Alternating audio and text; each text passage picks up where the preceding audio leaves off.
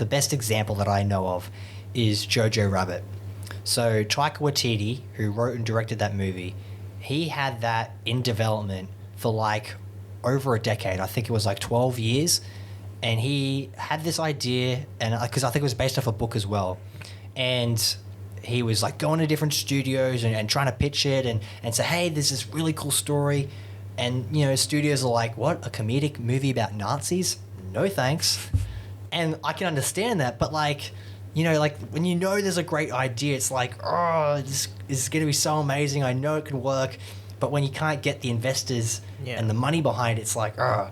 And then obviously Taika Waititi, after he had that sort of, you know, he built a reputation for himself with Thor Ragnarok and Hunt for the Wilder People and Boy was the other one as well, yeah. Once he sort of got a reputation behind him, he was able to then go ahead and make Jojo Rabbit, which then ended up winning the Oscar for Best Adapted Screenplay, I believe. Yeah. So that's a rare example. Just think about how many other stories are like that of, you know, trying to get between different studios or government agencies and just like, you know, trying to get out there, but they just can't. So that's the tricky thing, I feel like, is just making your name and then being able to just say, all right, now you can trust me in order to get this original concept out there. And I think Christopher Nolan is the best example of that. Of, you know, Christopher Nolan is so proficient at what he does, and people will be like, all right, it's a new Christopher Nolan movie, it's an original concept, I'm going to go see it because I know Christopher Nolan makes cool shit.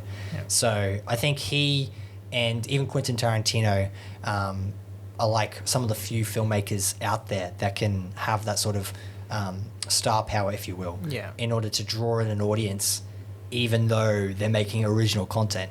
But Quentin Tarantino's in a weird spot right now. Is he still making another movie, or because I think he was retiring after his ninth film or something?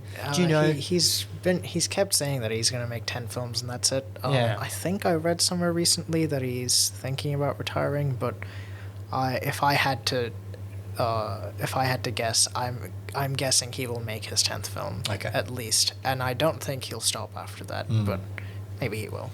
Well, yeah, exactly. He's one of those rare filmmakers of, like, you know, when you go to see a Quentin Tarantino movie, you know you're in for a ride because you are seeing a Quentin Tarantino movie. So, again, that's just one of those funny things of, like, once you find an audience, it just opens up so many more doors for you. And that's one of the funny things about the film industry is, you know, once you know the right people and have the right connections, it just makes things a lot easier for you. So, but with regards to this idea of movies and television, what do you think? Obviously, television has been on this exponential rise the last couple of years, especially since streaming started. What do you think the future holds for the movie making industry and the television making industry?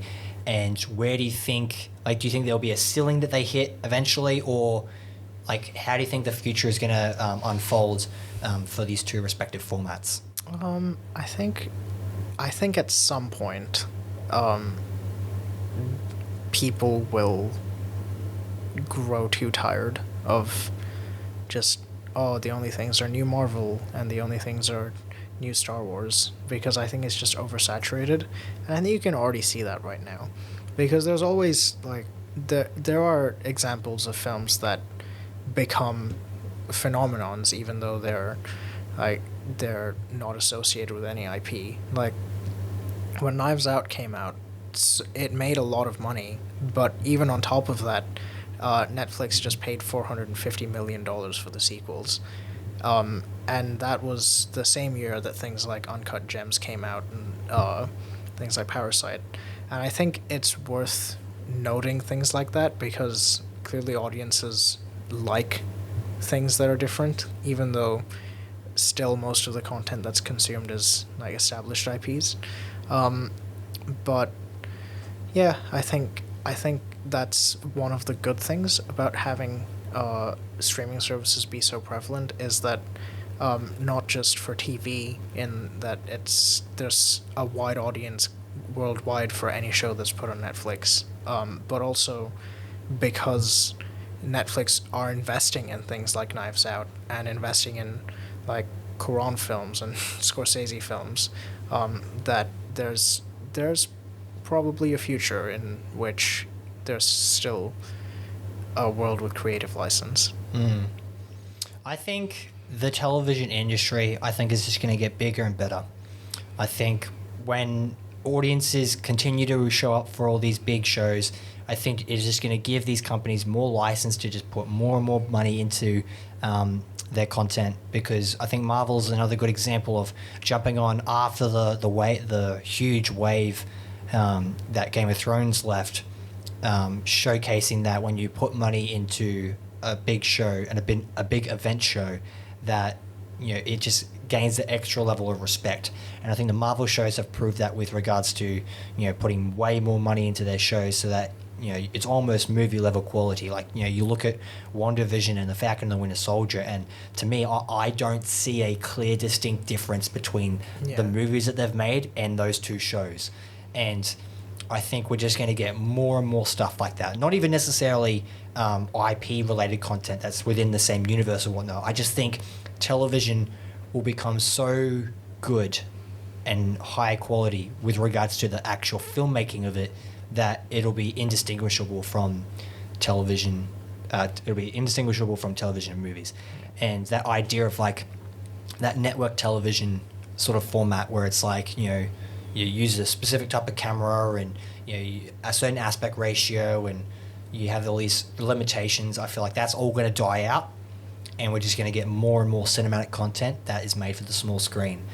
And the movie landscape, what I predict will happen, which is a sad thing. Like I obviously don't want it to be this way, but I think this is the most likely thing. Is I think we're going to get less and less original content made for the big screen, and we're just going to get more and more IP related content, just because I think that's where the money is.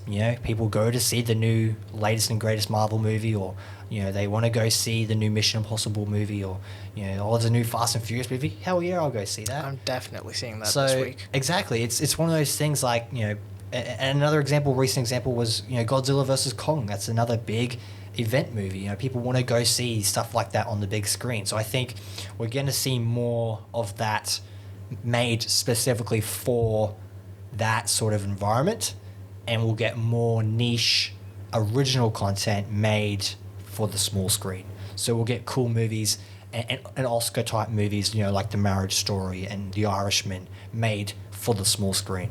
I obviously don't prefer it. I don't want it to be like that. I would love to see these cool independent stuff for the big screen, but the reality is, when there isn't that guaranteed return on investment, it's not going to make it onto the big screen, because that obviously costs money, and the marketing for that is obviously very expensive. So